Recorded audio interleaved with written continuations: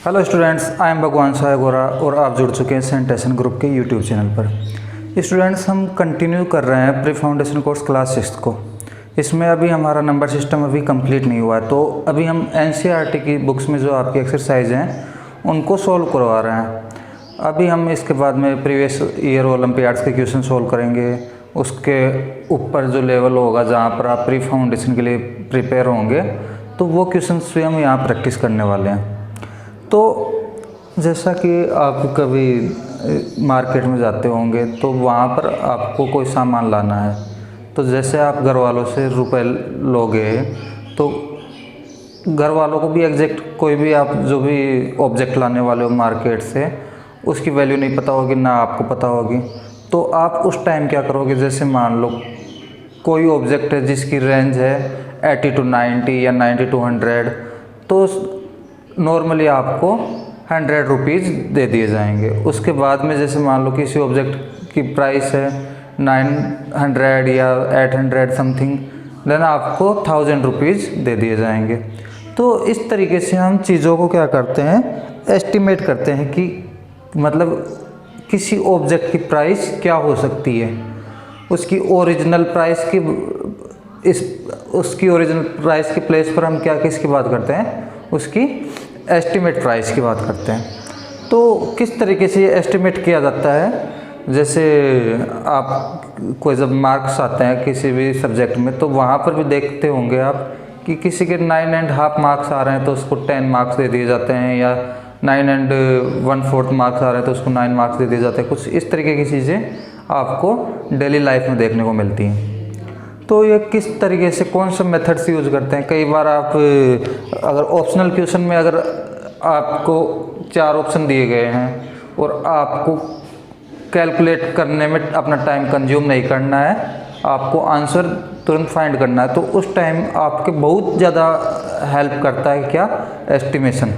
जैसे मान लो आपको नंबर दे दिया जाए 19 and 21,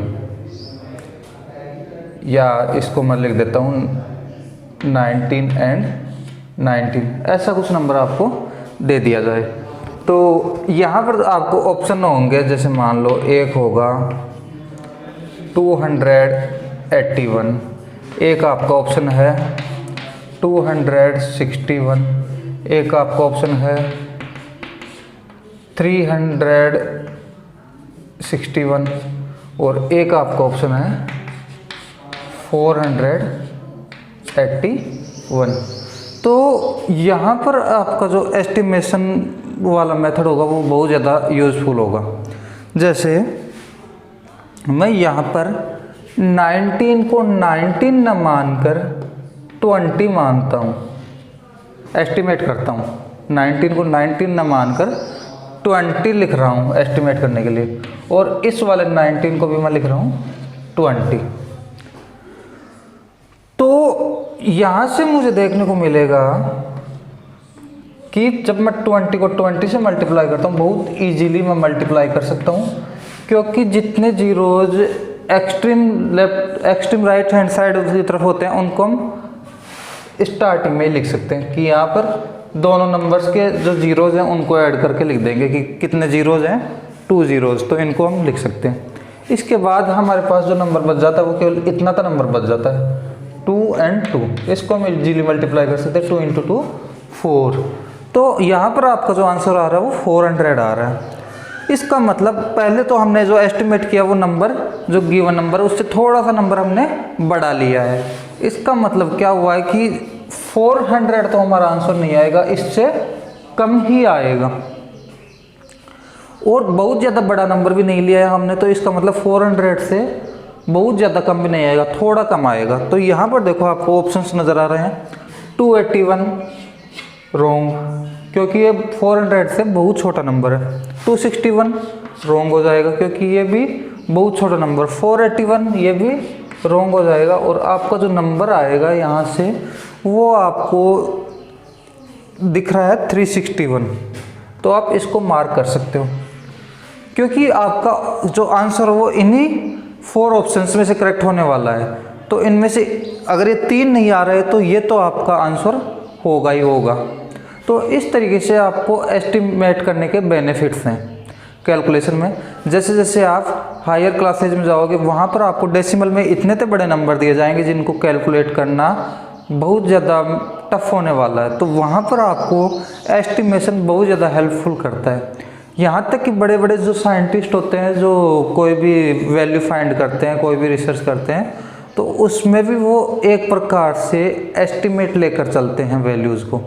एग्जैक्ट वैल्यू किसी को नहीं मिलती, तो एस्टिमेशन के अकॉर्डिंग ही सब चीज़ें सोल्व होती हैं। जैसे आप अगर आपने पढ़ा हो तो आप जो ग्रेविटेशनल एक्सेलरेशन होता है जिसको ग्रेविटी बोलते हैं, वो आपको 10 से डिनोट की हुई मिलती है, लेकिन वो एग्जैक्टली 9.81 समथिंग होती है, यानी कि ये काफ़ी नियरेस्ट है 10 के। इसके लिए हम यहाँ पर 9.81 के प्लेस पर 10 रख रहे हैं।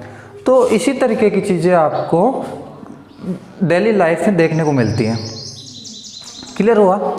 तो हम उस लेवल का एस्टिमेशन तो नहीं पढ़ेंगे जो मतलब बहुत हायर क्लासेज में होता है, लेकिन जो आपका नॉर्मली जो आप एस्टिमेट कर सकते हो क्लास 6 लेवल पर, उन चीज़ों के बारे में पढ़ते हैं। तो पहली चीज़, आप एस्टिमेशन को कुछ हद तक समझे होंगे कि किस तरीके से एस्टिमेशन किया जाता है। अब देखिए यहाँ पर हमारे पास पहला जो है कि हम एस्टिमेट करें, एस्टिमेटिंग नियरेस्ट टेंस,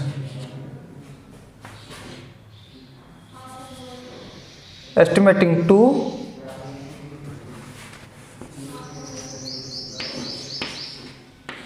nearest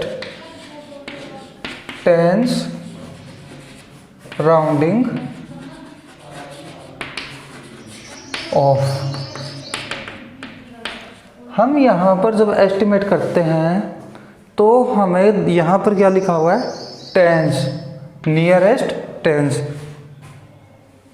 तो इस वाले मेथड में जब हम राउंडिंग ऑफ करते हैं किसी नंबर का, तो हम उसके नियरेस्ट 10 की बात करते हैं।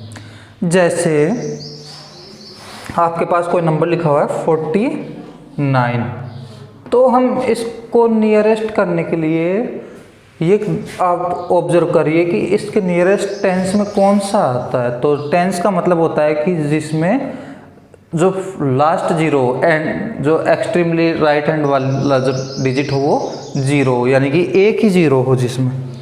जैसे यहाँ पर 20, 30, 40, 50, 60, तो यहाँ देखो ये कौन से के नियरेस्ट है, कौन से वाले नंबर के नियरेस्ट है।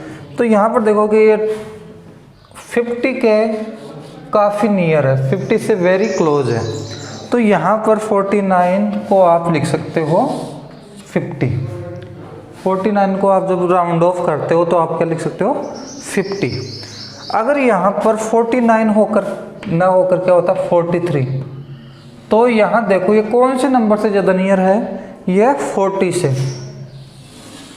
क्योंकि आप देखोगे ये 40 से ग्रेटर है, ठीक है। लेकिन कितने डिजिट ग्रेटर है, कितने नंबर ग्रेटर है? 3 नंबर। लेकिन 50 से कितना स्मॉलर है? 7। तो 3 एंड 7 में से कौन सा ग्रेटर है? एक प्रकार से देखा जाए तो 7। तो हमें तो नियरेस्ट लेना, क्लोजेस्ट लेना, तो हम स्मॉलर वाली वैल्यू की बात करेंगे। तो 3 है वो 40 के क्लोज है। जब हम 3 इंक्रीज किया हुआ है तो 40 से 3 इंक्रीज है, तो हम यहाँ पर जो इसकी वैल्यू रखेंगे वो क्या होगी? 40। और इस वाले की वैल्यू कितनी होगी? 50। ये होता है नियरेस्ट टेंस वाला मेथड, जहाँ पर आप जैसे फिर आपके पास एक प्रॉब्लम्स और आती है। जैसे मान लो 45 लिखा हुआ होता, कितना लिखा हुआ होता? 45। तो यहाँ पर आपको देखने को मिल रहा है कि ये 40 से 5 ग्रेटर है और 50 से 5 नंबर स्मॉलर है। तो इस केस में हम कौन सा यूज लें? हम 40 ले या 50 ले? तो इस केस में हम जो बड़े वाला नंबर है उसको प्रेफर करते हैं। बड़े वाला नंबर कौन सा है? 50। तो हम यहाँ पर 50 को लिखेंगे। तो इस तरीके से हम एस्टिमेट करेंगे टेंस के फॉर्म में कि कितना ये नियर है किसी टेंस के। जैसे यहाँ पर कोई बड़ा नंबर भी दिया हुआ हो सकता था, जैसे आपको लिखा हुआ मिल जाता 576।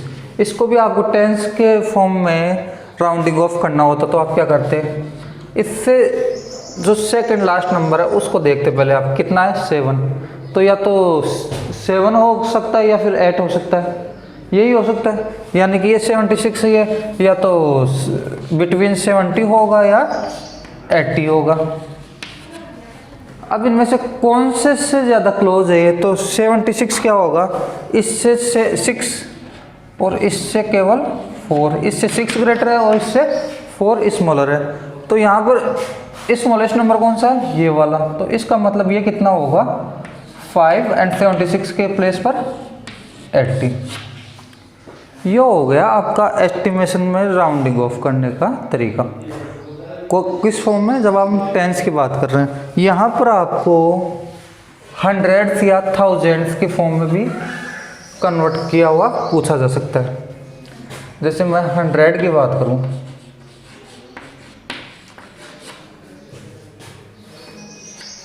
हंड्रेड्स की बात करूँ तो हंड्रेड्स के केस में देखोगे आप कि जैसे मान लो यहाँ 576 लिखा हुआ है, तो अब हम दो डिजिट की बात, दूसरे वाले डिजिट की बात नहीं करेंगे, सेकंड डिजिट की अब हम बात करेंगे 30 डिजिट की, थर्ड वाले डिजिट के। तो थर्ड वाले डिजिट की हम जब बात करेंगे तो यहाँ पर देखो आप कि थर्ड वाला डिजिट क्या है 5। हम सेकंड डिजिट के प्लेस पर कौन सा कर रहे हैं, थर्ड वाला डिजिट यूज। तो थर्ड वाले डिजिट में क्या लिखा हुआ है 5। अब या तो थर्ड वाला डिजिट 5 हो सकता है या फिर थर्ड वाला डिजिट 6 हो सकता है, क्योंकि ये जो 576 होगा ये 500 से तो ऊपर होगा, 500 से तो बड़ा होगा। इसके बाद 600 से ये क्या होगा स्मॉलर, यानी बिटवीन 500 एंड 600 ये एग्जिस्ट करेगा। तो यहाँ पर हमें कौन से नंबर की तरफ ये एग्जिस्ट करेगा, तो फिर हम देखते हैं इसका सेकंड लास्ट डिजिट। अगर सेकंड लास्ट डिजिट इसका 4 है या 4 से कम है, जैसे 4 3 2 1, तो उस केस में क्या करेंगे हम, जो इसका स्मॉलर वाला पार्ट होगा कौन सा है 500 वाला। और जैसे 5 6 7 8 9 इस तरीके से नंबर हो, ऊपर वाले नंबर हो, तो उस केस में कौन सा होगा फिर 6000 वाला। तो इसका सेकंड लास्ट नंबर क्या है 7। तो अभी जैसे पिछले वाले क्वेश्चन में क्या था कि 7 और 6 5 ऐसे नंबर हो लास्ट वाला, तो उस केस में क्या कर रहे थे हम बड़े वाला नंबर यूज में ले रहे थे, जो ग्रेटर वाला। और जब 4 3 2 की फॉर्म में हो तो अब हम नीचे वाला, वहाँ पर हम लास्ट डिजिट की बात कर रहे थे, यहाँ पर हम सेकंड लास्ट की बात कर रहे हैं, बस इतना सा डिफरेंस है। यानी कि टेंस वाले केस में हम जैसे मान लो इन 2 डिजिट की बात करते थे किसी भी नंबर में, जैसे मान लो 2576 लिखा हुआ है तो हम इन दोनों डिजिट की बात करते थे।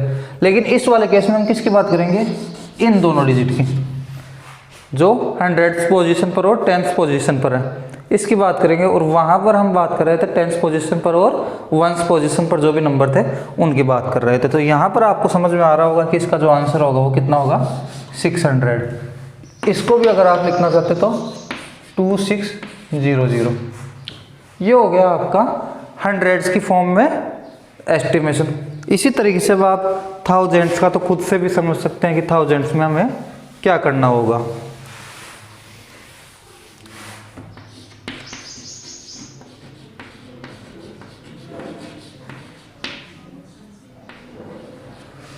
थाउजेंड्स में हमें किस तरीके की चीज़ें करनी होंगी, तो जब हम टेंस की बात कर रहे हैं तब हम टेंस प्लेस वाले डिजिट और वंस वाले डिजिट की बात कर रहे थे। जब हमने हंड्रेड्स की बात की तो हम हंड्रेड्स वाले डिजिट की और टेंस वाले डिजिट की बात कर रहे थे। अब जब हम थाउजेंड्स की बात कर रहे हैं तो हम थाउजेंड्स वाले डिजिट की बात करेंगे और हंड्रेड्स वाले डिजिट की बात करेंगे। जैसे यहाँ पर एग्जाम्पल हो एक 2932, तो यहाँ पर हम पहले हंड्रेड्स वाला डिजिट देखेंगे। इसका मतलब यहाँ पर या तो 2 हो सकता है या फिर 3 हो सकता है। फिर थाउजेंड्स की बात है तो यहाँ पर हम 3 जीरोज यूज़ करेंगे। अब इन दोनों में से एक नंबर होगा। इसके बाद हम हंड्रेड्स वाला डिजिट देखेंगे। ये अगर 4 3 2 1 इस तरीके का नंबर हुआ तब तो हम कौन सा यूज़ लेंगे, ये वाला। और 4 से अगर ग्रेटर है तो हम कौन सा लेंगे, ये वाला। ठीक है, तो यहाँ पर देखो 9 क्या है, 4 से ग्रेटर, तो यहाँ पर इसका जो वैल्यू आएगी वो क्या आएगी, 3000। तो हमें हमेशा जो डिजिट की बात करनी है वो किससे बात करनी है, 4 तक तो क्या होगा, 1 to 4 तक तो, या इसको आप 0 भी लिख सकते हो, 0 to 4 तक तो क्या होगा, स्मॉलर। एंड 5 to 9 क्या होगा, ग्रेटर। कौन सा डिजिट, यहाँ पर हंड्रेड्स वाले डिजिट की बात करेंगे। कौन से डिजिट की बात करेंगे, हंड्रेड्स वाले डिजिट की। कौन से केस में, थाउजेंड्स वाले केस में। सिमिलरली अब जब हम हंड्रेड्स वाले केस की बात करेंगे तो फिर उस केस में क्या करेंगे, हम टेंस वाले डिजिट की बात करेंगे। और जब टेंस वाले केस की बात करेंगे तो हम वंस वाले डिजिट की बात करेंगे। तो ये है आपका जो बेसिक एस्टिमेशन का मेथड। अब इसी के ऊपर बेस्ड हम एडिशन, सब्सट्रैक्शन या मल्टीप्लिकेशन में भी हम देख सकते हैं कि हम किस तरीके से एस्टिमेट कर सकते हैं नंबर्स का।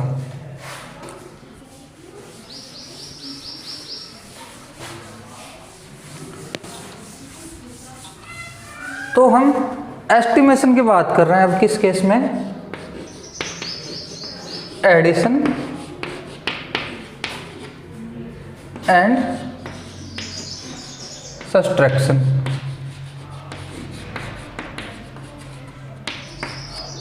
तो यहां पर देखो मेरे पास नंबर लिखा हुआ होता 232, एक नंबर ये लिखा हुआ है। एक नंबर मेरे पास लिखा हुआ होता 200 या 369, कुछ इस तरीके का नंबर लिखा हुआ है। ठीक है, तो अब इसका एस्टिमेट रिजल्ट फाइंड करना, मेरे को एग्जैक्ट रिजल्ट फाइंड नहीं करना। तो मैं 232 को क्या लिख सकता हूँ, अभी मैं यहाँ पर टेंस की फॉर्म में कन्वर्ट कर रहा हूँ। आप इसको चाहो तो इसको आप एक प्रकार से आप इसको कन्वर्ट कर सकते हो किस फॉर्म में, हंड्रेड्स की फॉर्म में। दोनों ही तरीके से करते हैं। पहले टेंस वाले मेथड की बात कर लेते हैं। जब हम नियरेस्ट टेंस की बात करेंगे तो नियरेस्ट टेंस कौन सा होगा, इस वाले केस में देखोगे तो इन दोनों डिजिट को हम ऑब्जर्व करेंगे तो पहला डिजिट तो क्या होगा, 3 हो सकता है या फिर 4 हो सकता है। अब इसको देखेंगे तो यहाँ से हमें 0 तो रखना है, लेकिन इस वाले डिजिट के प्लेस पर कौन सा डिजिट आएगा, तो यहाँ पर देखो कि यहाँ पर 0 तो आने वाला है, 2 की जगह 0 तो आने वाला है, लेकिन 2 है वो स्मॉलर है 5 से या ग्रेटर है, तो 2 क्या है, स्मॉलर है। तो आपके पास जो नंबर आएगा वो आएगा 230 वाला। सिमिलरली जब आप इधर करते हो तो आपको नंबर मिलेगा, वो मिलेगा 360 या फिर 370। तो इसमें 9 क्या है, ग्रेटर देन 5 है, तो आपके पास नंबर आएगा ये वाला। अब इन दोनों को ऐड करो, तो इन दोनों को ऐड करने पर हमें मिल रहा है 230 एंड 370। यहाँ से आपका नंबर आएगा 0 0 एंड 2 3 5 एंड 6। तो यहाँ से आपका आंसर आ रहा है 600। आप ओरिजिनल वैल्यू को ऐड करिए, ओरिजिनल वैल्यू को ऐड करोगे तो कितना आएगा, 232 369, 9 and 2 11, 1 carry, 6 and 3 9 and 1 10, 3 and 2 5 and 6। तो देखो यहाँ से आपको जो रिजल्ट मिल रहा है वो काफ़ी क्लोज रिजल्ट मिल रहा है, आपको काफ़ी क्लोज रिजल्ट मिल रहा है। जब हम हंड्रेड्स की बात करेंगे, इसको अगर हंड्रेड्स के हिसाब से हम सोल्व करने की कोशिश करें, किस हिसाब से, हंड्रेड्स के हिसाब से, तब हम इन दोनों डिजिट की बात करेंगे, स्टार्टिंग वाले दोनों डिजिट की बात करेंगे। तो यहाँ पर जो बनेगा नंबर वो कितना होगा, 200 या फिर 300, यहाँ पर 300 या फिर 400। तो यहाँ पर देखोगे आप, अब सेकंड वाला डिजिट देखो 5 से स्मॉलर है या ग्रेटर है, तो यह है स्मॉलर, इसका मतलब हम स्मॉलर वाला नंबर लेंगे। इस वाले में देखो 5 से स्मॉलर है या ग्रेटर है, 6, तो 6 क्या है, ग्रेटर, तो हम ग्रेटर वाला नंबर लेंगे।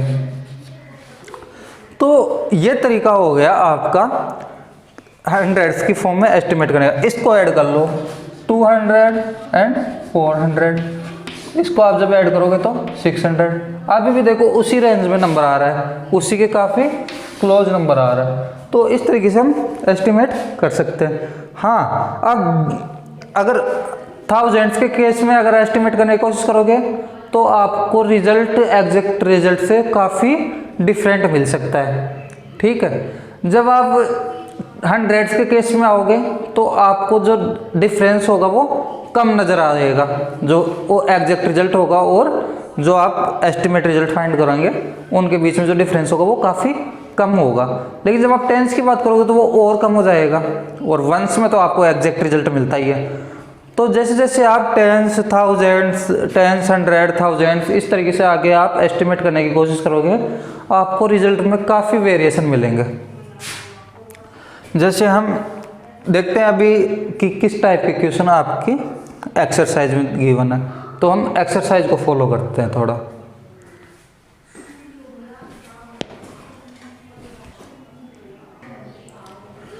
तो यहाँ पर अब हमारे सामने एक जो नया क्वेश्चन है जो हम एक्सरसाइज से ले रहे हैं वो डिस्प्ले है। तो यहाँ पर देखो क्या लिखा है question, estimate each of the following using general rule. इसमें 4 डिफरेंट टाइप्स के क्वेश्चन हमारे सामने लिखे हुए हैं यहाँ पर। तो 4 डिफरेंट टाइप्स के क्वेश्चन हमारे सामने लिखे हुए हैं, जिसमें देखोगे आप कि यहाँ पर 3 डिजिट्स तक है, तो हम इसको जो एस्टिमेट करते हैं वो हंड्रेड्स की फॉर्म में कर लेते हैं। और यहाँ पर देखो हमारे पास 4 और 5 डिजिट्स लिखे हुए हैं जो कि हमारे पास थाउजेंड्स के टर्म में आते हैं, तो हम इसको थाउजेंड्स के और इसको हंड्रेड्स की टर्म्स में क्या कर लेते हैं, एस्टिमेट करने की कोशिश करते हैं। ये जो एडिशन वाला वो आप कर ही लोगे। इसके बाद हम सब्सट्रैक्शन वाला केस देखते हैं। यहाँ पर इसमें देखो 796 लिखा हुआ है, 796। तो जैसे यहाँ पर आप करोगे, यहाँ पर 796 को जब आप एस्टिमेट करोगे तो आपको मिल जाएगा 800। और जब आप 314 को एस्टिमेट करने बैठोगे तो देखोगे आप कि जब आप हंड्रेड्स के केस में कर रहे हो तो यह हो जाएगा 300। तो अभी यहाँ पर देखो आप कि आप अब 800 माइनस क्या कर सकते हो 300, जो कि आपका रिजल्ट आएगा 400 के समथिंग। अब जब भी आप एस्टिमेट करो तो आपको ये पता होना चाहिए कि जब सब्सट्रैक्ट कर रहे हो तो आपका जो रिजल्ट होना चाहिए वो कम से कम जो ग्रेटेस्ट वाला नंबर है उससे तो लेस देन होना ही चाहिए। जैसे मान लो ऐसा आपके पास एग्जांपल होता कि यहाँ पर है आपके पास 796 और दूसरा केस है जिसमें आपके पास मान लो 45। ठीक है, तो जब आप इसको एस्टिमेट करने बैठते तो आपके पास 800 आ जाता, लेकिन इस केस में आपके पास क्या आ रहा है, 0 ही आ रहा है। तो जब आप इसको जब इसमें से सब्सट्रैक्ट करने की कोशिश करोगे तो 800 माइनस 0 कितना होगा 800। तो ये तो जो गिवन नंबर है इससे भी ग्रेटर है, तो सब्सट्रैक्ट कहाँ हुआ फिर, तो ये वाला नंबर तो आपका क्या नहीं हो पाएगा, एस्टिमेट नहीं हो पाएगा इस तरीके से। तो इस केस में फिर क्या करोगे आप हंड्रेड्स के प्लेस पर आप क्या केवल कहाँ तक करोगे, टेंस वाले के हिसाब से। तो टेंस वाले के हिसाब से जब आप इसको करोगे तो देखो 796, अभी इसको जब आप करोगे तो ये वाला नंबर आपका टेंस वाले केस में भी ये 800 बनेगा, क्योंकि 96 100 के काफ़ी क्लोज है, तो 100 के काफ़ी क्लोज है, तो 700 800 हो जाएगा। और जो नीचे वाला 45 ये हो जाएगा आपका 50 टेंस के केस में। तो यहाँ से अब जो नंबर आएगा वो आपको सब्सट्रैक्ट करने के बाद आएगा 750। तो ये जो रिज़ल्ट है वो एक मतलब क्या एक प्रकार से हम इसको यहाँ पर मान सकते हैं कि ये रिज़ल्ट एक जो मानने लायक रिज़ल्ट है। ये वाला रिज़ल्ट एक मानने लायक रिज़ल्ट नहीं है, इस रिज़ल्ट को हम एक्सेप्ट नहीं कर सकते और इस रिज़ल्ट को हम एक्सेप्ट कर सकते हैं। तो ये तरीका हुआ। अब यहाँ पर जैसे थाउजेंड्स के केस में आ रहा है तो हम इसको थाउजेंड्स के केस के अकॉर्डिंग करेंगे तो 12 and 904 क्या हो जाएगा 1300 एंड 200 एंड 2888 ये क्या हो जाएगा 300। जब आप दोनों को ऐड करोगे सम करोगे तो 16 क्या हो जाएगा 16,000। 13,000 प्लस 3,000 इज इक्वल टू 16,000। तो इस तरीके से आप नंबर्स को एस्टिमेट कर सकते हो। ये तो हो गया आपका केस हो गया सब्सट्रैक्शन और एडिशन का। अब हम एक क्वेश्चन देखते हैं जहाँ पर हम मल्टीप्लिकेशन करते हैं, तो वो क्वेश्चन और देख लेते हैं, फिर आपकी ये एक्सरसाइज कंप्लीट हो जाएगी। फिर हम केवल रोमन नंबर्स होंगे नेक्स्ट चैप्टर में, उनको पढ़कर फिर हम दूसरे जो डिफरेंट टाइप के ओलंपियाड्स के या किसी भी और टाइप के क्वेश्चन हैं उन पर आएंगे। तो हम लास्ट क्वेश्चन और देखते हैं।